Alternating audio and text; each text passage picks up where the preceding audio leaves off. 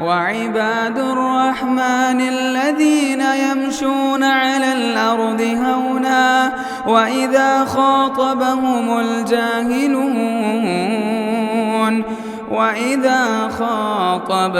الجاهلون قالوا سلاما. السلام علیکم ورحمۃ اللہ وبرکاتہ.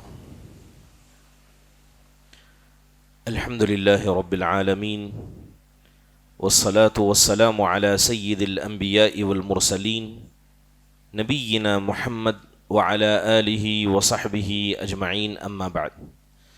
یقول اللہ سبحانہ وتعالی: ولما رأى المؤمنون الأحزاب قالوا هذا ما وعدنا الله ورسوله وصدق الله ورسوله وما زادهم إلا إيمانا وتسليما.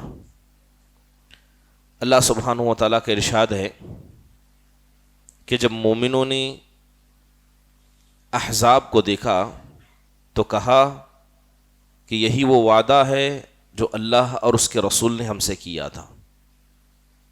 اللہ اور اس کے رسول کا وعدہ سچا ہے اور ان کا ایمان اور ان کی تسلیم مزید بڑھ گئی.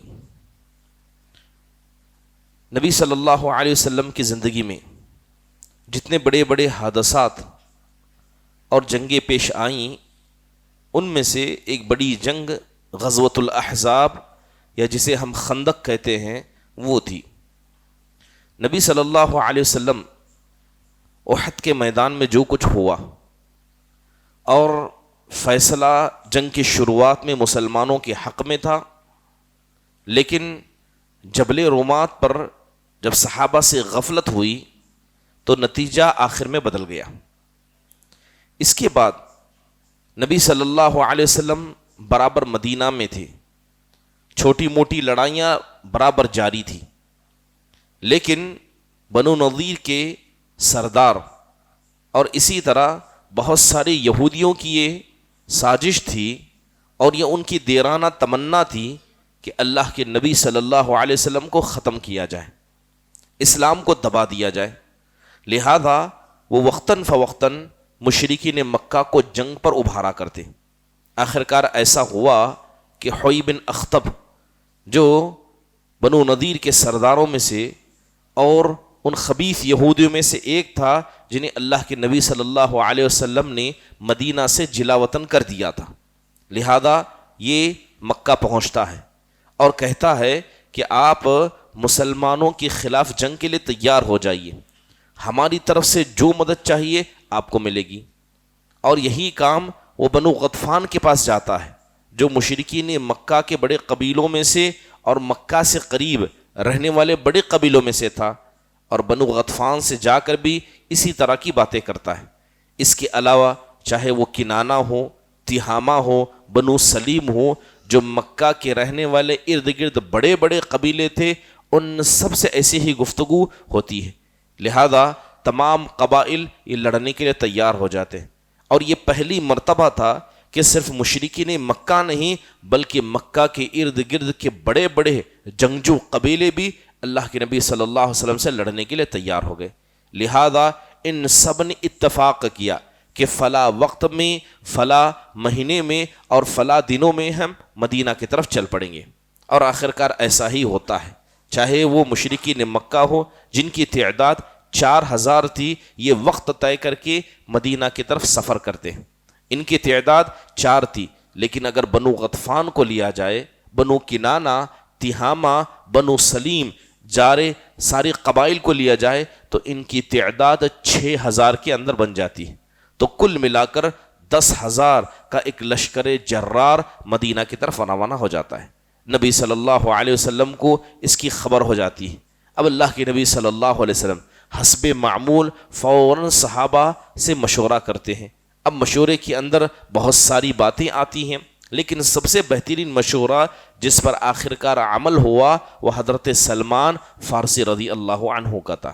انہوں نے کہا کہ اے اللہ کے نبی صلی اللہ علیہ وسلم، ہمارے یہاں ملک فارس میں جب کسی ایسے دشمن سے لڑنا ہوتا جس کی طاقت ہمارے پاس نہیں ہوتی تو ہم خندق کھود دیا کرتے، کیونکہ یہ جو خندق کا مسئلہ تھا عرب کے لوگ اس سے واقف نہیں تھے.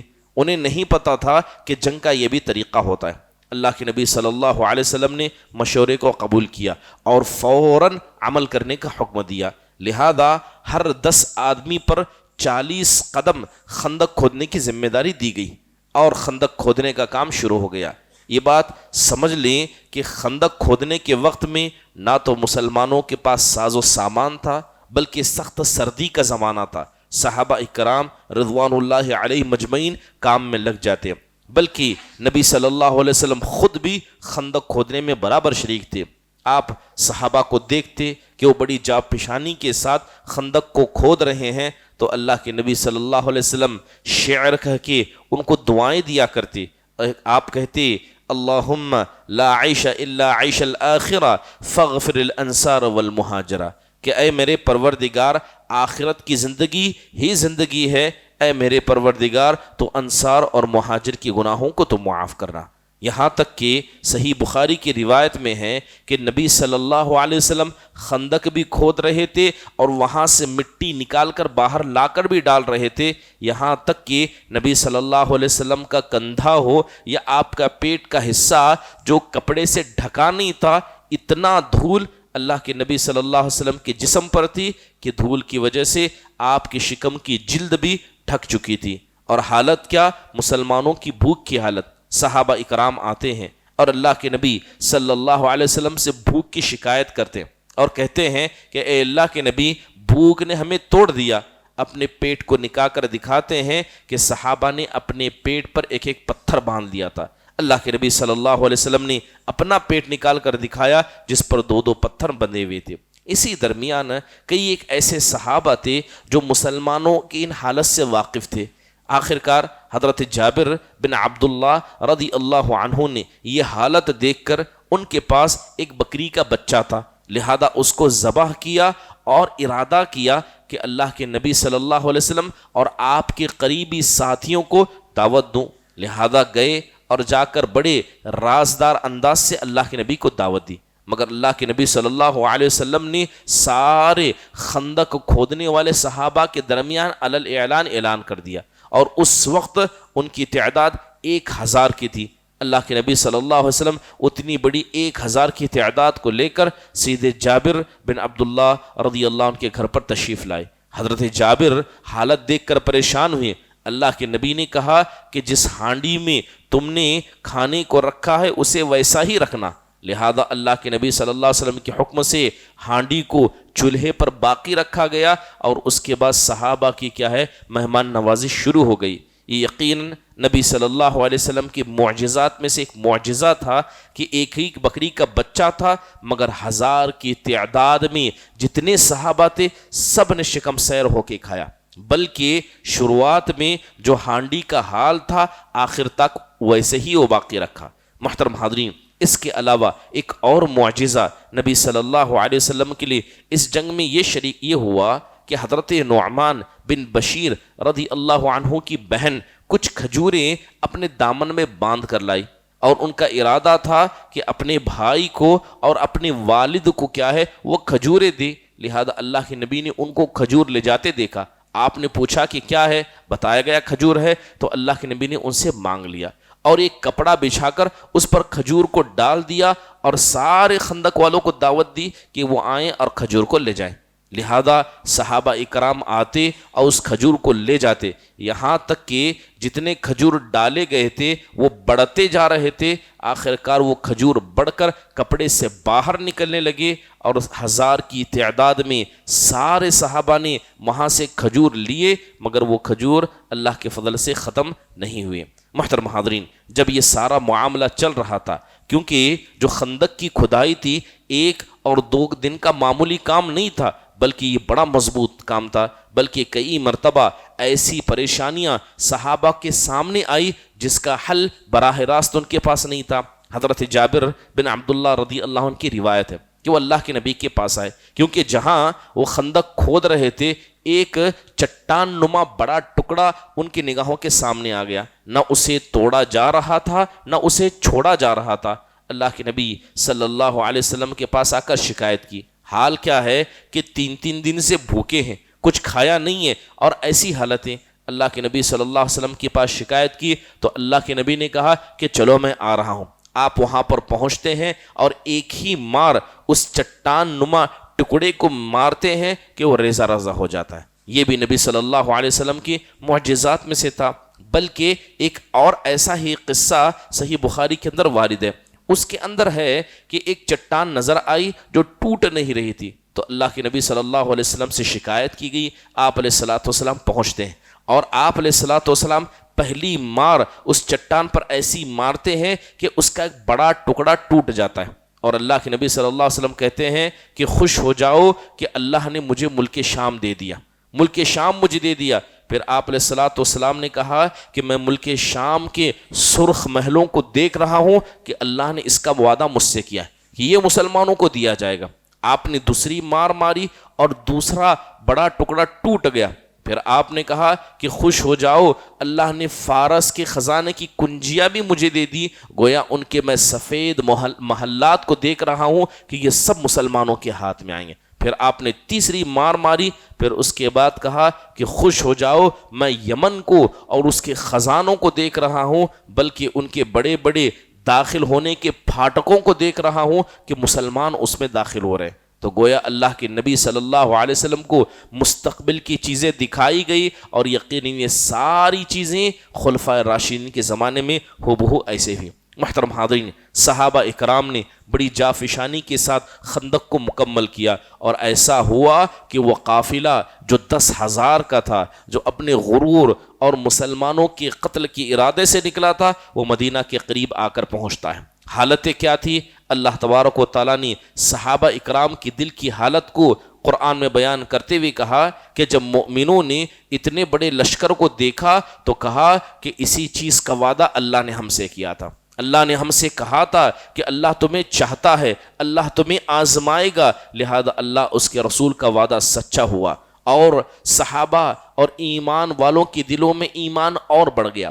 لیکن منافقوں کی بات کی جائے، منافق کہنے لگی وَإِذْ يَقُولُ الْمُنَافِقُونَ وَالَّذِينَ فِي قُلُوبِهِم مَّرَضٌ مَّا وَعَدَنَا اللَّهُ وَرَسُولُهُ إِلَّا غُرُورًا، جبکہ منافقوں کا حال ایسا تھا جن کے دلوں میں مرض تھا، وہ یہ 10,000 کا بڑا لشکر دیکھ کر کہنے لگے کہ اللہ اس کے رسول کا وعدہ تو جھوٹا نکلا، اللہ اس کے رسول تو کہتے تھے کہ ہم ملک شام فتح کر لیں گے، فارس فتح کر لیں گے، ہم آگے بڑھیں گے، مسلمانوں کا دبدبہ ہوگا، اتنا بڑا لشکر ایسا ہے کہ جس سے لڑنے کی طاقت ہم میں نہیں ہے، تو گویا اللہ اور اس کے رسول کا وعدہ جھوٹا نکلا۔ محترم حاضرین، اللہ کے نبی صلی اللہ علیہ وسلم نے جب مشرکین مکہ کو اور بنی غطفان، کنانہ اور تہامہ بنو سلیم کے قبیلوں کو دیکھا کہ وہ دھیرے دھیرے سب کے سب مدینہ کے قریب جمع ہو رہے ہیں، آپ علیہ الصلوۃ والسلام نے بھی صحابہ کو جمع کیا۔ اس وقت صحابہ کی تعداد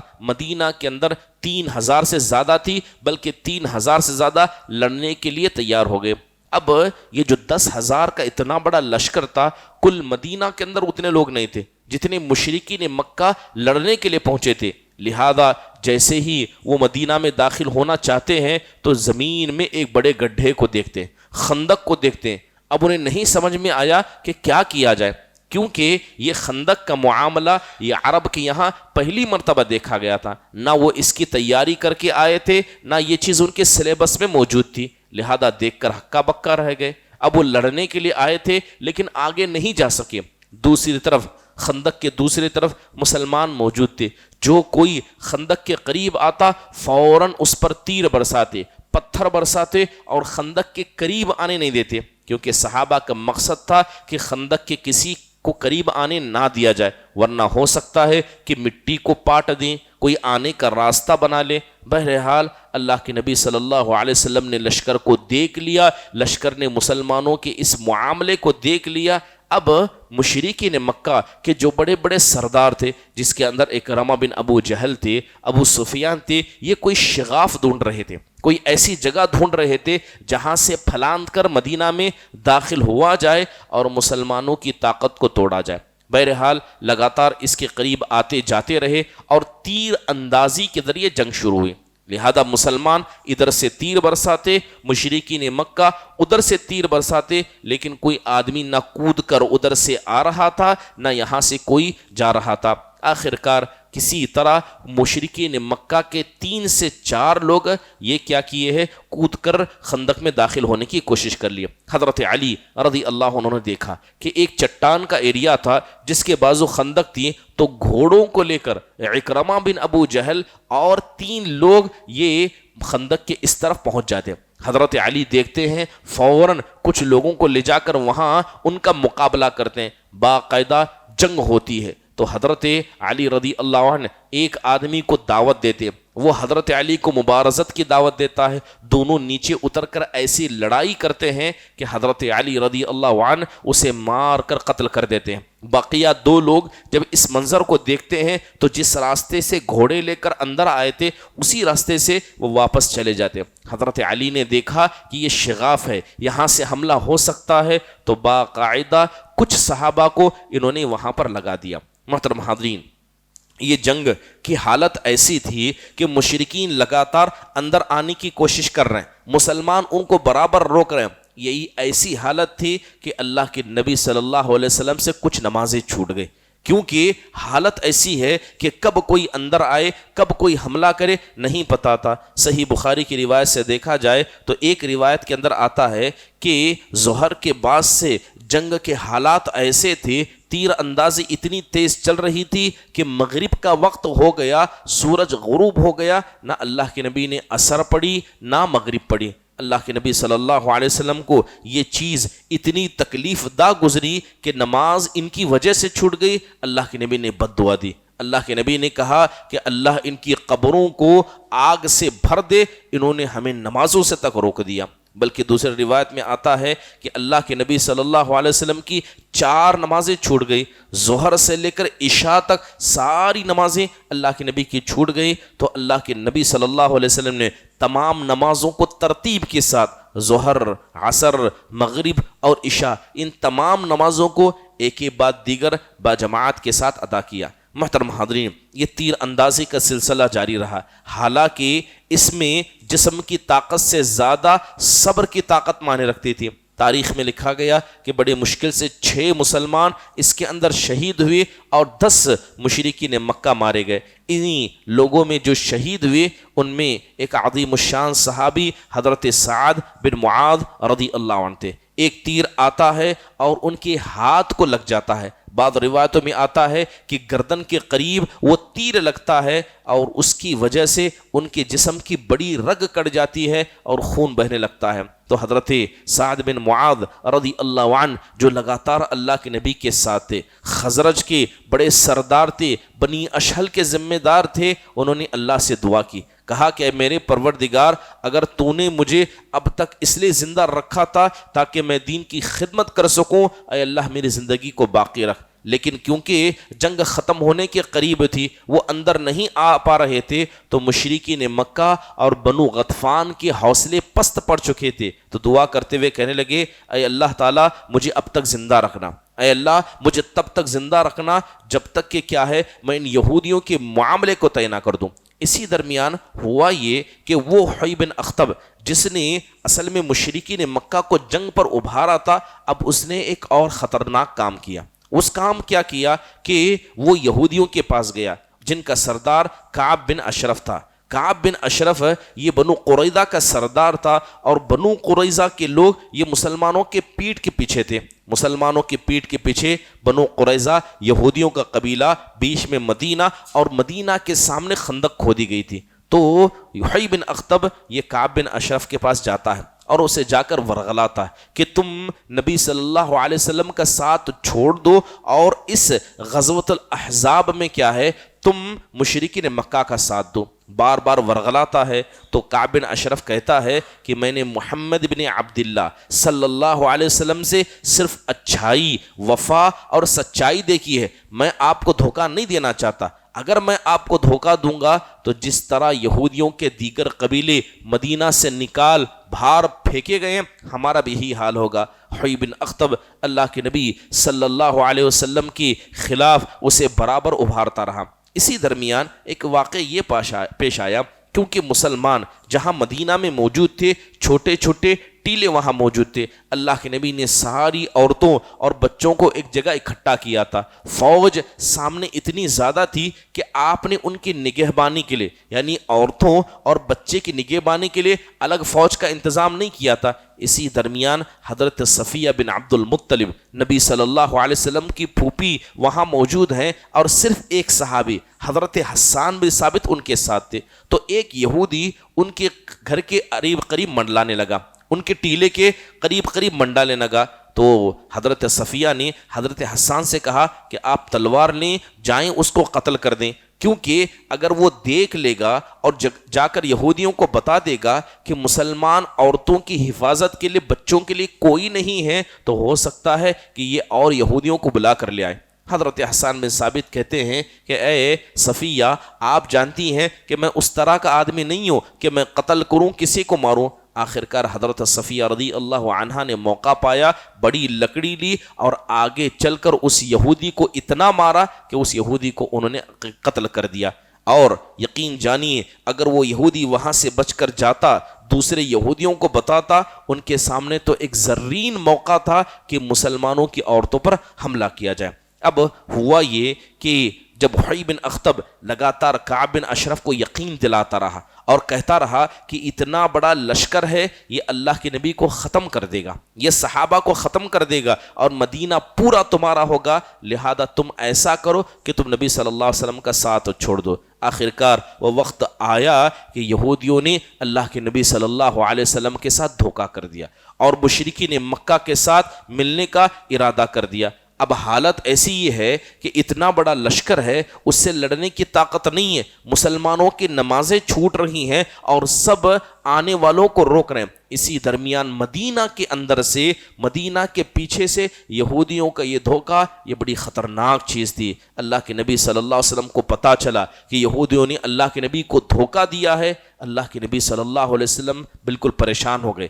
روایتوں کے اندر آتا ہے کہ آپ نے ایک کپڑا لیا, اپنے چہرے پر ڈالا اور اللہ کے نبی صلی اللہ علیہ وسلم زمین پر سیدھے لیٹ گئے, کیونکہ یہ بڑی خطرناک چیز تھی. اللہ تبارک و تعالیٰ نے مسلمانوں کی حالت کو بیان کرتے ہوئے کہا وَإِذْ زَاغَتِ الْأَبْصَارُ وَبَلَغَتِ الْقُلُوبُ الْحَنَاجِرَ وَتَظُنُّونَ بِاللَّهِ الظُّنُونَ هُنَالِكَ ابْتُلِيَ الْمُؤْمِنُونَ وَزُلْزِلُوا زِلْزَالًا شَدِيدًا. وہ حالت ایسی تھی کہ لوگوں کی نگاہیں پتھرا گئی تھی, دل کلیجے منہ کو آ گئے تھے, لوگ الگ الگ قسم کا گمان اللہ کے بارے میں کر رہے تھے. ایسی حالت کی کہ اللہ نے مومنوں کو آزمایا اور ان کے پیروں کے نیچے سے اللہ نے زمین کو کھسکا لیا. اللہ کے نبی صلی اللہ علیہ وسلم اٹھتے ہیں اور فوراً حضرت سعد بن عبادہ, سعد بن معاذ سے کہتے ہیں کہ آپ جائیے پتا کیجئے کیا سچ میں بنو قریظہ نے ہمیں دھوکہ دیا ہے, کیا سچ میں وہ مشرکین مکہ کے ساتھ ملنے کا ارادہ رکھتے ہیں. حضرت سعد بن عبادہ, حضرت سعد بن معاذ یہ جب یہودیوں کے قبیلے کے پاس پہنچتے ہیں تو ان کے کئی لوگوں کو باہر کھڑا دیکھتے ہیں جو صحابہ کو گالی دے رہے تھے, اللہ کے نبی صلی اللہ علیہ وسلم کی حرمت اور توہین کر رہے تھے. لوٹ کر آتے ہیں اور اس کا ذکر کرتے ہیں. اللہ کے نبی صلی اللہ علیہ وسلم کہتے ہیں کہ اب ان سے بھی مسلمانوں کو بچانا ہوگا, کیونکہ اگر یہودی حقیقت میں پیچھے سے حملہ کر دیتے تو مسلمانوں کی عورتوں کو بچانا ناممکن تھا. اور اللہ کے نبی سامنے لڑ رہے تھے, پیچھے سے یہودی آ جاتے, مسلمانوں کی حالتیں اور خراب ہوتی, بلکہ مقام احد پر جو ہوا ہو سکتا ہے کہ اس سے برا اور ہو سکتا تھا. اللہ کے نبی علیہ الصلاۃ والسلام لگاتار یہودیوں کے بارے میں خبر گیری کرتے ہیں اور کچھ صحابہ کو مدینہ کے اس دروازوں پر لگا دیتے ہیں جہاں سے یہودی آ اور جا سکتے تھے. اسی درمیان ایک بہترین چیز ہوئی, وہ یہ کہ حضرت نعیم بن مسعود رضی اللہ عنہ جو اصل میں مشرکین مکہ سے تھے وہ مسلمان ہو گئے اور کسی کو پتہ نہیں تھا. وہ اللہ کے نبی صلی اللہ علیہ وسلم سے ملاقات کرنے آ گئے. جنگ کے دوران مسلمان ہوتے ہیں اور اللہ کے نبی سے ملاقات کرنے آتے ہیں اور کہتے ہیں اے اللہ کے نبی میں مسلمان ہو چکا ہوں, آپ بتائیے میرے لیے کیا خدمت ہے. تو اللہ کے نبی نے کہا کہ یقیناً تم ایک انسان ہو, تم ان سے لڑ نہیں سکتے. ہاں اگر تم اسلام کو مدد پہنچانا چاہتے ہو تو تم جاؤ, ان یہودیوں کے پاس جاؤ, ان مشرکین مکہ کے پاس جاؤ, ان کی طاقت کو توڑ دو. ایسا کچھ کر سکتے ہو تو کرو. لہذا حضرت نعیم بن مسعود سیدھے یہودیوں کے پاس گئے, کیونکہ اس وقت سب سے زیادہ خطرہ مسلمانوں کو یہودیوں سے تھا. گئے اور کعب بن اشرف کے پاس گفتگو کی اور کہا کہ دیکھو تم محمد بن عبداللہ کو جو تم نے دھوکہ دیا ہے اس کا بڑا خطرناک نقصان تم کو ہوگا۔ مشرکین مکہ لڑنے کے لیے آئے ہیں، جنگ جیتیں یا ہاریں یا اپنے گھر کو چلے جائیں گے۔ بنو غطفان کے لوگ اپنے گھر کو چلے جائیں گے۔ اگر یہ جنگ مسلمان جیت جاتے ہیں تو تمہیں یہیں رہنا ہے، اللہ کے نبی کے ساتھ رہنا ہے، تمہارا گھر اور خاندان یہی ہے، تمہارا کیا ہوگا؟ لہذا تم کیا کرو، مشرکین مکہ سے کہو کہ کچھ ساتھی، کچھ لڑاکو آپ ہمیں دیجئے جو اس بات کی گارنٹی کریں گے کہ اگر آپ ہار جائیں تب بھی اللہ کے نبی ہم کو نہ بھگا سکیں، ہمارے پاس لڑنے کے لیے لوگ ہوں، لہذا آپ اتنے ساتھی ہم کو دیجئے۔ یہ بات کعب بن اشرف کو کہی تو کعب بن اشرف کو بات اچھی لگی، لہذا یہ کام حضرت نعیم بن مسعود نے کیا۔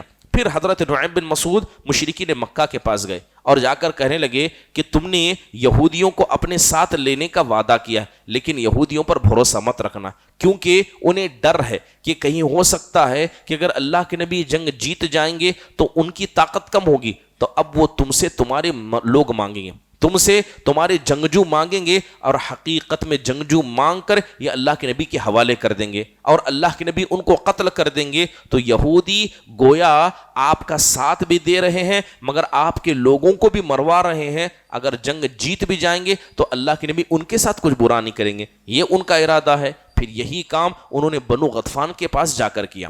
اب حقیقت میں ہوا ایسا ہی کہ جب یہودیوں نے مسلمانوں کا خلاف کھڑا ہونا چاہا تو انہوں نے ایک پیغام بھیجا، اور پیغام یہ بھیجا کہ آپ یہاں پر لڑنے کے لیے آئے ہیں، ہو سکتا ہے کہ جنگ جیت جائیں یا ہار جائیں، آپ یہاں سے چلے جائیں، آپ ایسا کریں کہ ایک فوجی دستہ ہمارے پاس بھیجیں تاکہ ہمارے لیے کیا ہے ایک مضبوط موجود ہو۔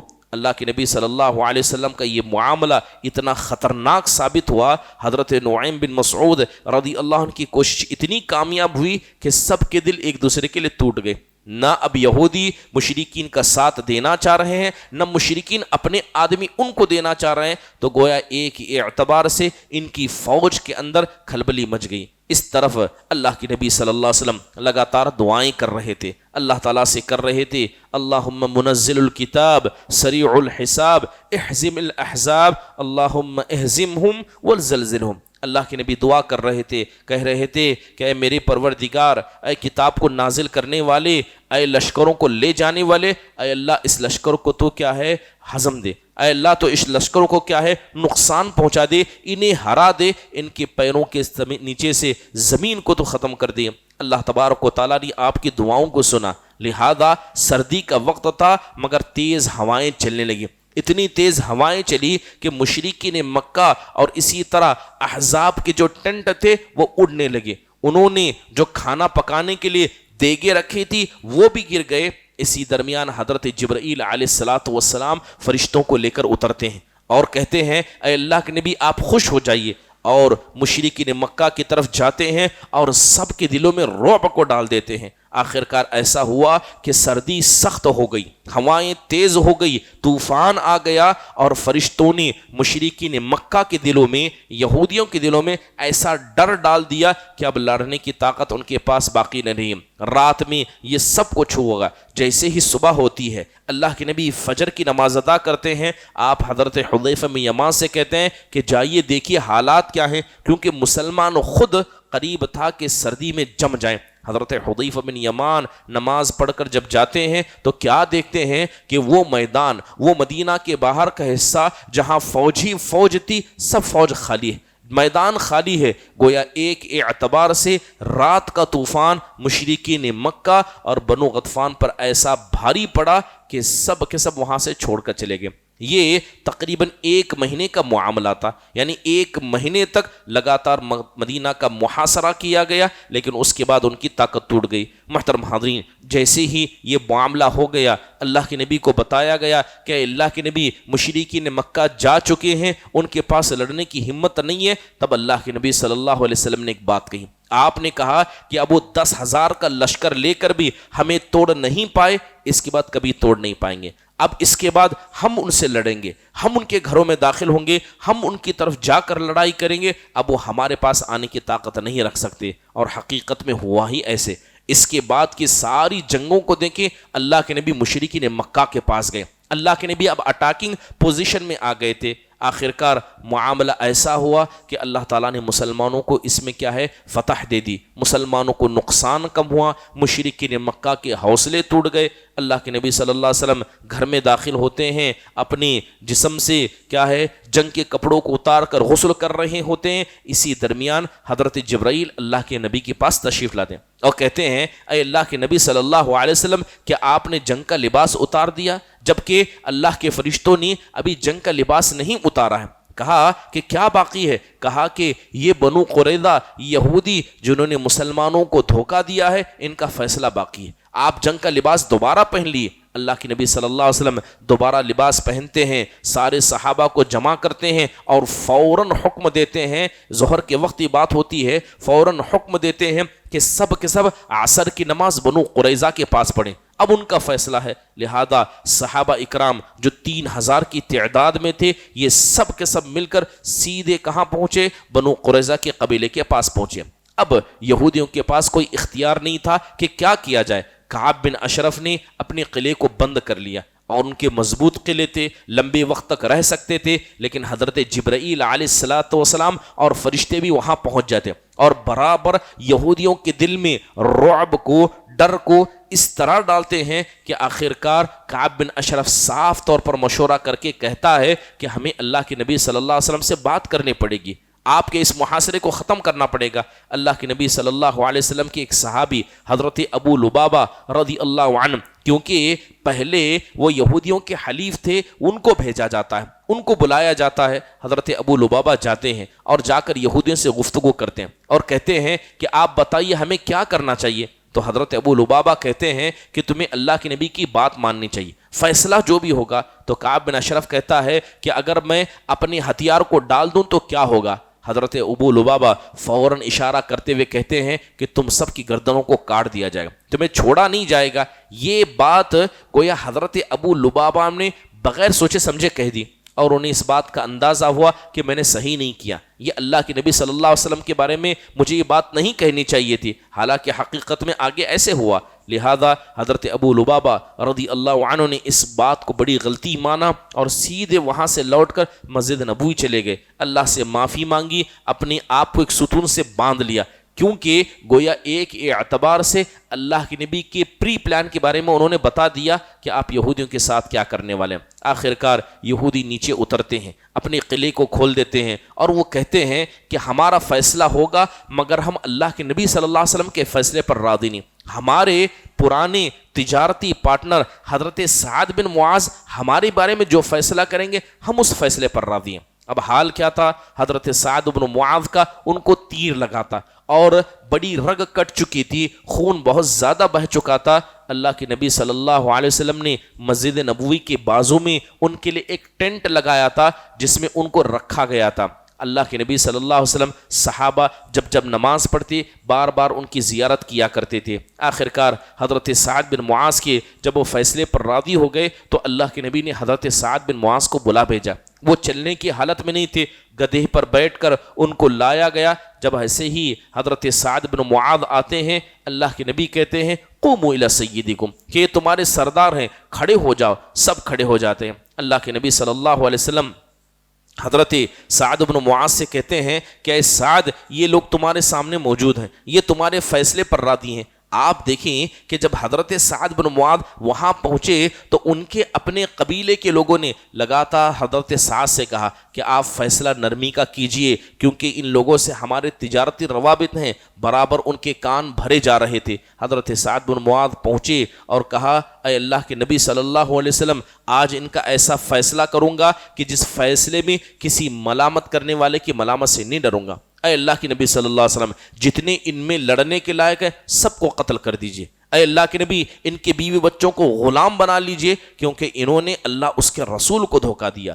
جب یہ بات اللہ کے نبی نے سنی، آپ کے چہرے پر مسکراہٹ تھی اور آپ کہہ رہے تھے لقد حکمت فیہم بحکم اللہ فوق 7 سماوات، کہ اے سعد، تم نے ان کے بارے میں وہی فیصلہ کیا جو فیصلہ اللہ نے 7 آسمان سے ان کے بارے میں کیا تھا۔ اور اسی کے بعد حضرت سعد بن معاذ رضی اللہ عنہ کا انتقال ہو جاتا ہے، جن کے انتقال کے بعد اللہ کے نبی نے کہا تھا لقد اہتز عرش الرحمن بموت سعد، کہ حضرت سعد بن معاذ رضی اللہ عنہ کے انتقال کی وجہ سے اللہ کا عرش جنبش میں آ گیا تھا۔ آخرکار سارے یہودیوں کے ہاتھوں کو باندھا جاتا ہے، انہیں مدینہ لایا جاتا ہے، مدینہ کے بازار کے قریب بڑی خندق دوبارہ کھودی جاتی ہے اور جماعت لے جا کر 600 سے 700 سارے یہودیوں کی گردنوں کو کاٹ دیا جاتا ہے، ان سب کو اس میں دفن کر دیا جاتا ہے۔ اللہ تبارک و تعالیٰ نے اس طرح ایک عظیم فیصلہ ان یہودیوں کے بارے میں کیا۔ محترم حاضرین، یقین جانیے اللہ پر توکل کسے کہتے ہیں یہ صحابہ کے ذریعے ہمیں سمجھ میں آتا ہے۔ مشورے کے اندر کیا برکت ہے اس قصے سے سمجھ میں آتا ہے۔ اللہ تعالیٰ سے دعا ہے اللہ تبارک و تعالیٰ ہم سب کو جناب محمد الرسول اللہ صلی اللہ علیہ وسلم کی سیرت کو سننے، پڑھنے اور اس سے عبرت اور ہوش کے ناخن لینے کی توفیق نصیب فرمائیں، آمین۔ اقول قولی هذا واستغفر الله لي ولكم ولسائر المسلمين من كل ذنب فاستغفروه انه هو الغفور الرحیم۔ جزاکم اللہ خیر واحسن اللہ الیکم۔ السلام علیکم ورحمۃ اللہ وبرکاتہ۔ مسجد عباد الرحمن کے پلیٹ فارم سے ہونے والی دعوت و تبلیغ کے مشن کو آگے بڑھانے میں ہمارا بھرپور ساتھ دیں۔ علم و عمل سے ناطہ جوڑنے کے لیے اہل علم سے جڑیں۔ مسجد عباد الرحمن کے یوٹیوب چینل کو سبسکرائب کریں اور آگے شیئر کرنا ہرگز نہ بھولیں۔ فجزاکم اللہ خیرا۔